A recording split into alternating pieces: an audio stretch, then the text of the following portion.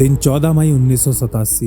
भारत के उस समय के विदेश मंत्री एनडी तिवारी की गाड़ी साउथ ब्लॉक की वीवीआईपी पार्किंग में आकर रुकती है। एसी गाड़ी से नीचे उतर रहे एनडी तिवारी अपने माथे से पसीना पोंछते हुए इनर चैम्बर की तरफ चलने लगते हैं, जहां प्रधानमंत्री राजीव गांधी बैठा करते थे।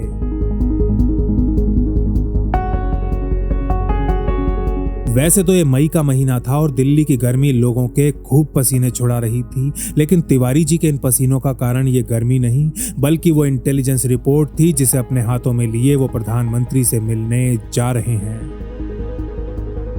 R&AW द्वारा तैयार की गई इस रिपोर्ट में बॉर्डर पर चीन की उन भावी गतिविधियों का कच्चा चिट्ठा था जो भारत की राष्ट्रीय सुरक्षा के लिए घातक साबित हो सकती थी। कुछ घंटों तक इस रिपोर्ट पर चर्चा करने के बाद जब एनडी तिवारी वापस जाने के लिए खड़े होते हैं, तब तक राजीव गांधी का रुमाल भी उनके माथे पर पहुंच चुका होता है।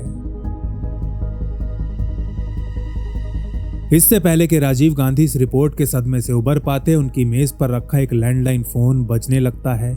घर जाने की तैयारी कर रहे प्रधानमंत्री इधर फोन उठाते हैं और उधर 10 सेकंड बाद उनके चेहरे का रंग पूरी तरह उतर जाता है। लगभग 5 मिनट चली इस कॉल के बाद राजीव गांधी अभी फोन नीचे रखते ही हैं कि उनके ऑफिस में एक बार फिर एनडी तिवारी की एंट्री होती है और इस बार दौड़कर वापस आए तिवारी जी हांफते हुए बस इतना ही कह पाते हैं, सर फीजी, वो फीजी।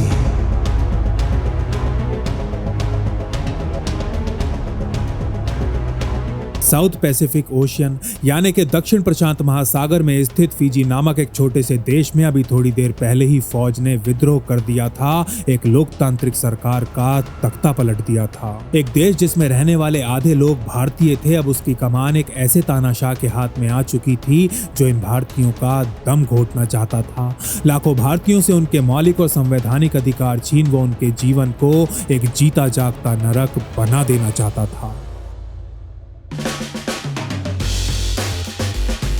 लेकिन भारत राष्ट्र ऐसा होते हुए नहीं देख सकता था। लाखों भारतीयों के जीवन का प्रश्न था और भारत सरकार को कुछ भी करके इस तानाशाह की कुर्सी गिरानी ही थी।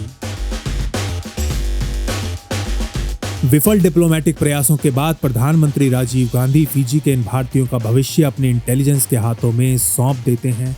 R&AW के ऐसे 3 एजेंट्स के हाथों में जिन्हें साम दाम दंड भेद का महारथी कहा जाता था। 3 देशभक्त जासूस जो विदेशी धरती पर अदृश्य हो कोवर्ट ऑपरेशंस को अंजाम देने के लिए जाने जाते थे।